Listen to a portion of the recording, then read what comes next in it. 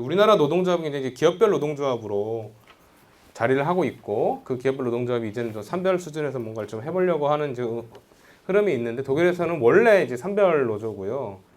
노조가 이제 산별 노조라는 얘기는 뭐냐면은 그 한 산업의 규제자로서 노동자들의 대표들이 역할을 한다는 거예요. 한 산업의 규제라는 게 굉장히 이제 큰데 예를 들면 독일의 금속노조 같은 경우 그 거기 단체 교섭을 한번 하면 그 사람들 단체 교섭을 체결을 해서 사용자 단체와 노동자가 대표가 체결을 해가지고 임금을 뭐 3% 올리겠다 이렇게 결정을 하면 그것에 영향을 받는 사람들이 한 300만 명이 되는 거예요. 그러니까 그 독일 사람들도 자신들이 굉장히 국가의 개입 없이 자율적으로 경제 주체들이 노와 사가 대표가 산별 수준에서 300만 명의 어떤 그 고용 인구의 그 임금 수준을 결정하는 것을 자신들이 자율적으로 할 수 있다는 것에 대해서 굉장히 자부심을 가지고 있어요. 그래서 독일은 이제 타리프 아우토노미라는 표현을 쓰는데 이제 단체 교섭 자율주의인데 그 300만 명의 임금의 수준을 바로 이렇게 결정을 하고 그게 1년 반, 뭐 1년 내지 2년 이렇게 유효하도록 유지를 해놓고 이렇게 가거든요.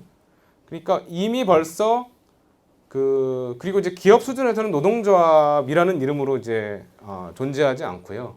거기는 기업 수준에서는 무슨 종업원 평의회라든지, 그러니까 기업 내에 또 대표 조직제가 있긴 하지만 그 사람 거기 기업 내에서는 임금 교섭을 하진 않아요. 기타 다른 고용 조건에 대해서 이제 좀 짜잘한 것들 얘기를 하지. 굉장히 큰 줄기는 이미 기업 밖에 한 산업 전체를 총괄하는 대표끼리 서로 결정을 내리는 이런 모습이거든요. 그러니까 그렇게 되면 벌써 이 단위 자체가 이렇게 크면 그리고 이 사람들한테 그런 정도의 권한을 인정을 해준다면 그 사람들 스스로 굉장히 또 성숙하게 행동을 해야 되고 여러 가지 과학적 근거를 가지고 행동을 해야 되고 그럴 거 아니겠습니까? 근데 실제로 독일 사회는 그렇더라고요.